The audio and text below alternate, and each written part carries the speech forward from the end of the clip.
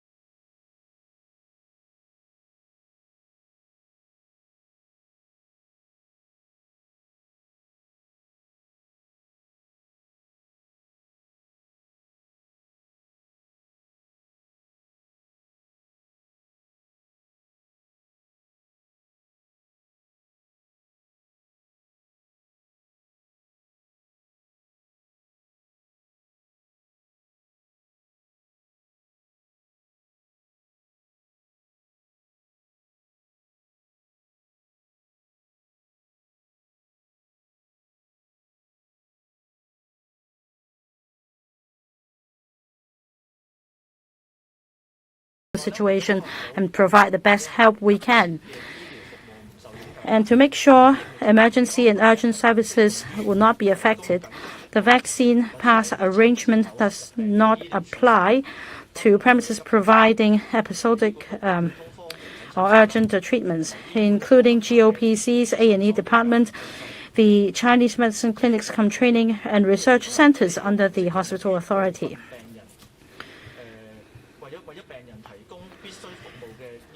We also have healthcare premises providing essential services to some patients, such as the hemodialysis centers, day chemotherapy centers, and geriatric day hospitals. For these facilities, depending on the actual situation, they have currently implemented a same-day RAT arrangement with regard to the condition of service users as an anti-epidemic measure. Finally, a reminder for everyone, vaccination is an effective means to guard against death cases and serious cases. Vaccination also remains effective against the different strains of COVID-19. We urge those who have not received the necessary doses to get jabbed as soon as possible, especially those who frequently visit SOPC, such as elderly patients, chronic patients, and other immunocompromised adults. Of course, if you are also an eligible person, and if you have received 2 jabs, please get the 3rd and 4th jab as soon as possible. The floor is now open to questions. Before putting your questions, please tell us your media outlet. Let's start with the gentleman over there. I'm from cable TV. For imported cases today, there are more than 100 of them. Is there a need to retighten the border control measures? Thank you. Now, for imported cases, we have more than 100 of them.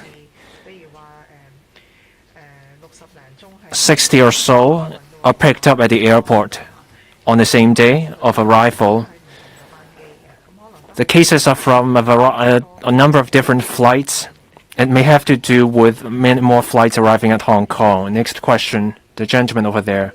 I'm from AM 730. You mentioned 2 schools that reported cases today. Is there a requirement for schools to report cases if they find any, even over the weekend or on holidays?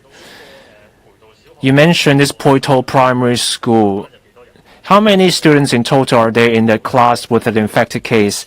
You mentioned the case picked up after day 7 and you suspect that to be a local case. Where does this case come from? For suspected BA4 and BA5 cases, do we have any progress, any update on those cases, please?